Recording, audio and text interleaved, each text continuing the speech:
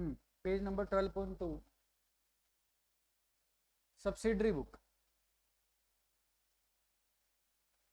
देखो बच्चे, subsidiary book में आपके पास सारी बुक्स आएंगी जिनका नाम होता है purchase book,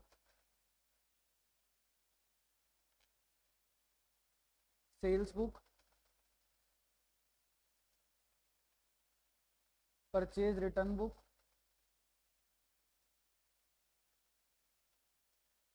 sale return book. Main आपने 4 टाइप की बुक पढ़नी, ठीक। बुक बनाने के लिए आपको पहले पता होना चाहिए कि अगर आप परचेज बुक बनाने जा रहे हैं तो what do you mean by purchase book. बेटा एक एग्जांपल देते हैं, मान लो आपका स्टेशनरी का शॉप है, ठीक है। क्या शॉप है? स्टेशनरी की। तो आपके लिए गुड्स क्या होगा? स्टेशनरी की जितनी भी चीजें होती हैं सारी की सारी क्या होंगी? वो गुड्स होंगी। तो आप कुछ भी खरीदेंगे स्टेशनरी का आइटम, और अगर आप क्रेडिट पे खरीदेंगे, स्टेशनरी आइटम खरीदेंगे और किस पे खरीदेंगे? क्रेडिट में, तो वो कौन सी बुक में आएगा बताओ? Purchase book. कौन सी बुक में आएगा? Purchase book. आपने 2 चीजें सीखी। परचेज बुक के अंदर वो चीजें रिकॉर्ड करेंगे, पहली चीज क्रेडिट ट्रांजैक्शन होनी चाहिए, ठीक बात। और दूसरी चीज, जिस चीज का बिजनेस है उसी चीज से रिलेटेड गुड्स खरीदनी चाहिए आप। अगर आपका स्टेशनरी का बिजनेस है तो स्टेशनरी से रिलेटेड आप कोई भी चीज लेके आएंगे, वो कहाँ पे लिखेंगे? Purchase book. मान लो आप सदर बाजार गए हुए थे दिल्ली, वहां से आप स्टेशनरी की आइटम्स लेके आए बहुत सारी बाहर बेचने के लिए, और वहां पर आपको अपने लिए एक मोबाइल भी पसंद आ गया और आप एक मोबाइल भी ले आए। अब एक बात बताओ, आपके लिए गुड्स क्या है? स्टेशनरी के आइटम या जो पर्सनल यूज के लिए मोबाइल खरीदे? स्टेशनरी के आइटम। तो वो सारी चीजें कहाँ रिकॉर्ड होंगी? Purchase book. मोबाइल रिकॉर्ड नहीं हो। समझे या नहीं समझे? देखो बेटा, इसका एक फॉर्मेट होता है आपके पास, परचेज बुक का पेज नंबर 12.2 पे फॉर्मेट दे रखा है आपके पास।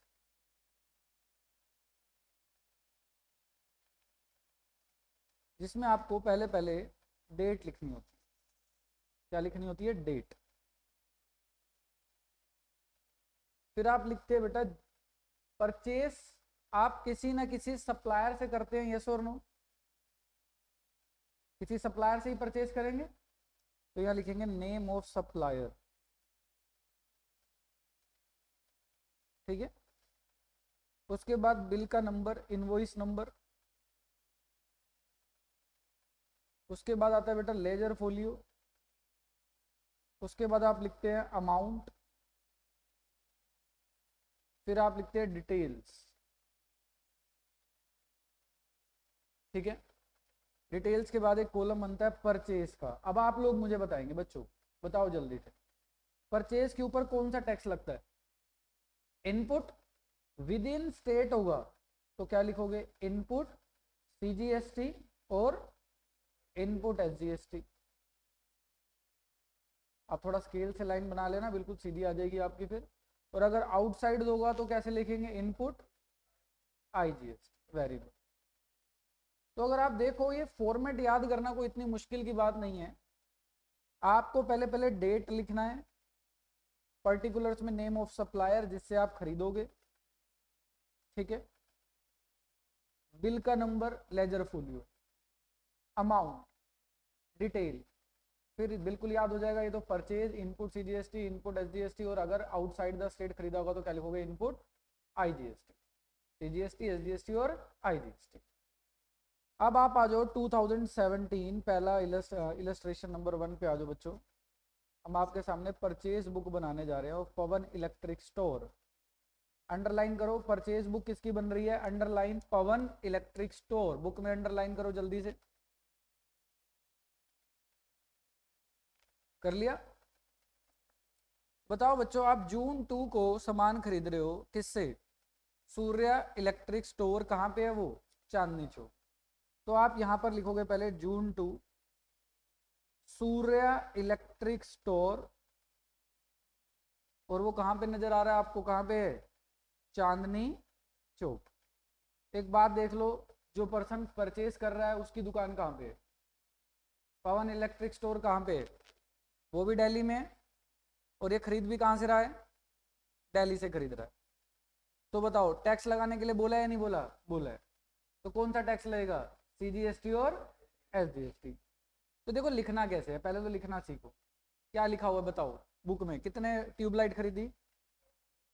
40 ट्यूब। एक ट्यूब कितने की थी? 500 ईच।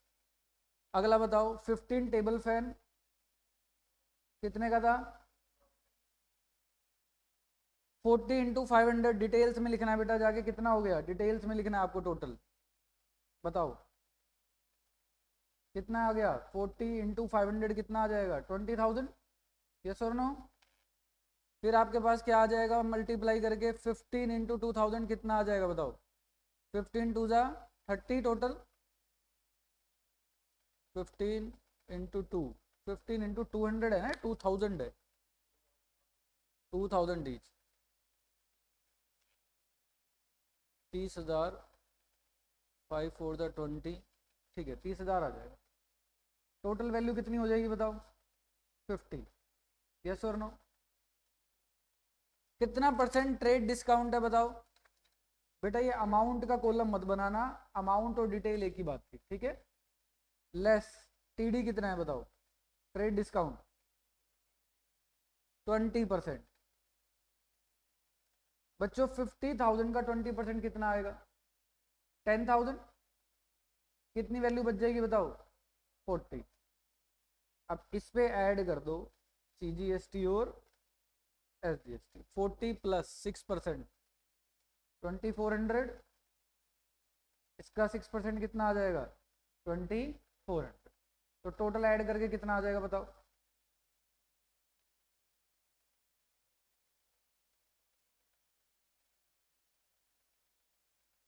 बोलो।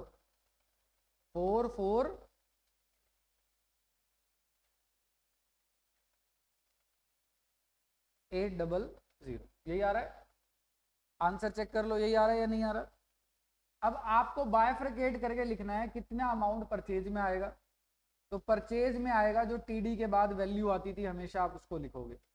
एंट्री करते थे ना purchase debit input CGST debit input SGST debit, तो अलग अलग कर दो। परचेज में 40, CGST कितने का है? 2400, SGST कितने का है? 2400, ठीक है। और लास्ट में लिखना है बेटा ये अमाउंट का कॉलम जो यहाँ लिख दिया था हमने, लास्ट में आएगा टोटल अमाउंट।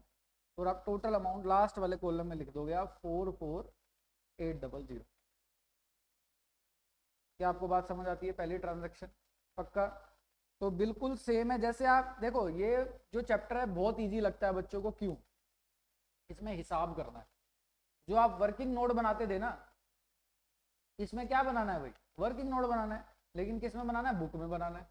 डिटेल वाले कॉलम में पूरा वर्किंग नोट बन रहा है, आप देख लो। समझ गए या नहीं? ठीक है। अगला पॉइंट देखो, जून 10। जून 10 को क्या खरीदा इसने? जून 10 को न्यू लाइट ट्रेडर से कुछ सामान खरीदा है। ये भी कहां पे है?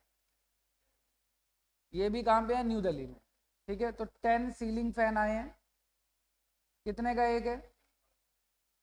टोटल कितना हो जाएगा बताओ? 30,000।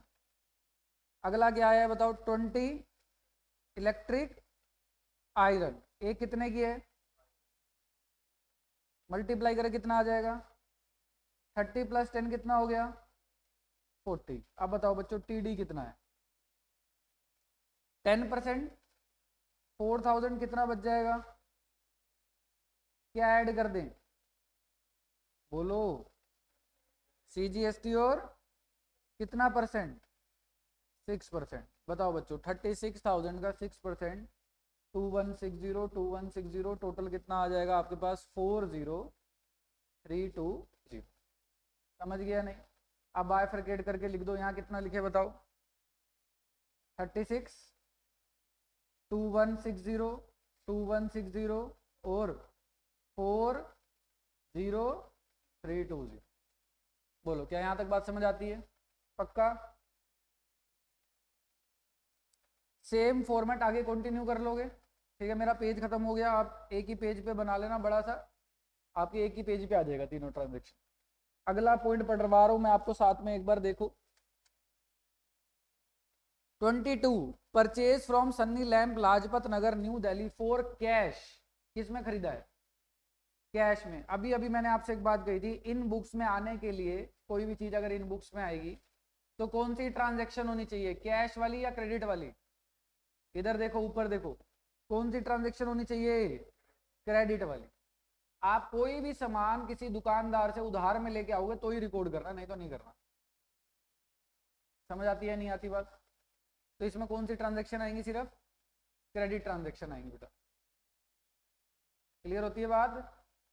तो क्रेडिट ट्रांजैक्शन है क्या, ये वाला रिकॉर्ड करेंगे हम? फिर ये रिकॉर्ड नहीं करेंगे। अगला देखो 28 purchase goods from fashion furniture company Chitra Gupta road new Delhi on credit, ये करेंगे हम रिकॉर्ड, क्योंकि आपने सॉरी कौन सा पॉइंट है ये, हमने 2 वाला पढ़ा, फिर उसके बाद कौन सा पढ़ा था? 10 वाला। 20 वाला पढ़ना भूल गए ना? 20 वाला देखो पहले, purchase goods from Ravindra electric company Patel Nagar new Delhi on credit, bulb खरीदे और हीटर खरीदे, ये तो आएगा, इलेक्ट्रिक का सामान है, क्रेडिट में खरीदा है। समझ गया नहीं? पहली 3 ट्रांजैक्शन में इलेक्ट्रिक का सामान था और किस में खरीदा है? क्रेडिट में खरीदा है, तो रिकॉर्ड करेंगे। चौथी ट्रांजैक्शन 22 को हो रही है जो, वो क्या था? कैश में, उसको रिकॉर्ड नहीं करेंगे। क्यों नहीं करेंगे बताओ? क्योंकि वो कैश में।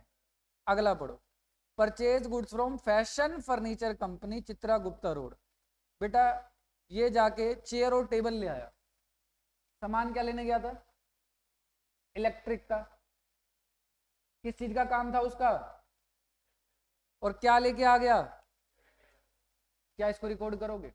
नहीं। मैंने आपको 2 ही चीज बताई थी, 2 चीज ध्यान रखना बेटा। एक तो बिजनेस सेम होना चाहिए, अगर आप स्टेशनरी खरीद रहे हो तो आपके लिए गुड्स क्या होंगी? स्टेशनरी होगी, तो आपके लिए बिजनेस सेम होना चाहिए, तो वो रिकॉर्ड होगा। और क्या होनी चाहिए? क्रेडिट ट्रांजैक्शन, तो अब रिकॉर्ड होगा।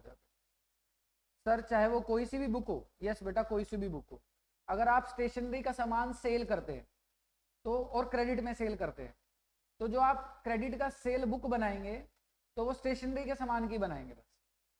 तो वो आपको सेल बुक की बात कल बताएंगे। क्या आपको परचेज बुक समझ आई है सबको? पक्का? कर दीजिए बेटा स्टार्ट सब बच्चे जल्दी से।